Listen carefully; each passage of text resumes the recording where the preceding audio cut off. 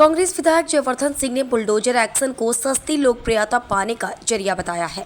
उन्होंने supreme court के निर्देशों का स्वागत करते हुए कहा कि कुछ नेता सोचते थे कि सस्ती लोकप्रियता के लिए बुलडोजर के माध्यम से राजनीति करेंगे।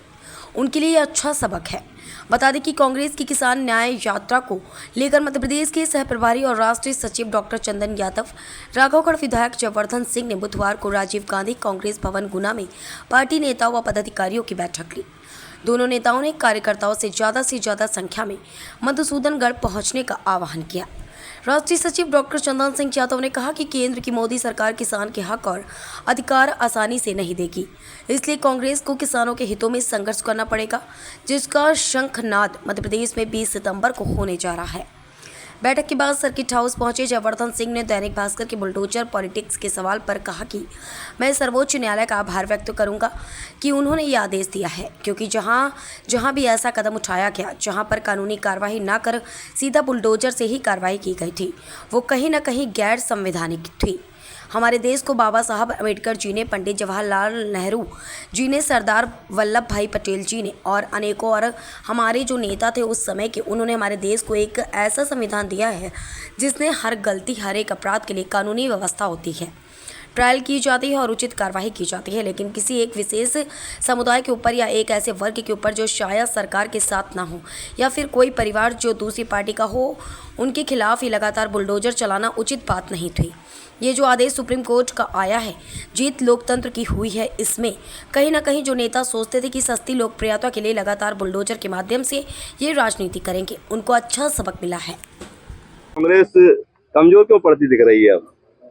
यहाँ पे गलतफहमी है। लगातार कांग्रेस पार्टी के द्वारा अलग अलग जिलों में आंदोलन किए जा रहे हैं। अभी कुछ दिन पहले ही इटारसी में बहुत बड़ा प्रदर्शन हुआ था।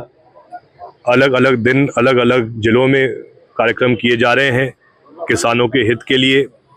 19 तारीख को एक और बड़ा धरना प्रदर्शन है नसरुल्लागंज में, और 20 तारीख को मध्य प्रदेश के हर जिले में सोयाबीन के फसल के लिए एमएसपी के लिए, उसके साथ साथ मक्का की फसल के लिए भी कि वहाँ भी खरीदी एमएसपी के रेट पर हो और वृद्धि हो एमएसपी पे।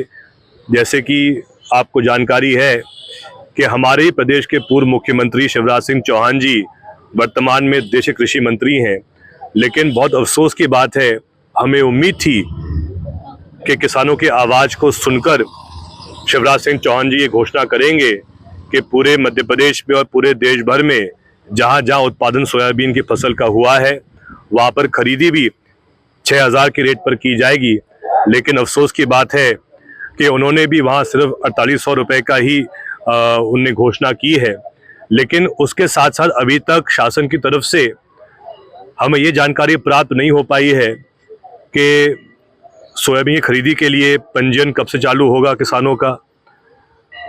जिस प्रकार से गेहूं खरीदी के लिए अलग अलग उपार्जन केंद्र स्थापित होते हैं, तो उसी प्रकार से सोयाबीन की खरीदी के लिए कितने उपार्जन केंद्र स्थापित किए जाएंगे, हमें उस पर भी जानकारी चाहिए है। हमारी ये भी मांग है कि गुना जिले में अधिकतर फसल इस बार मक्का की है, और मक्का के लिए भी हमारी मांग है कि एमएसपी को 2500 रुपये किया जाए, ताकि जो किसान की मेहनत है हर किसान को उस मेहनत का पूरा फल मिले। ये हमारी मांग रहेगी। सामने आ रहा है जिसमें आपने एफआईआर भी दर्ज कराई है। बहुत गंभीर विषय है।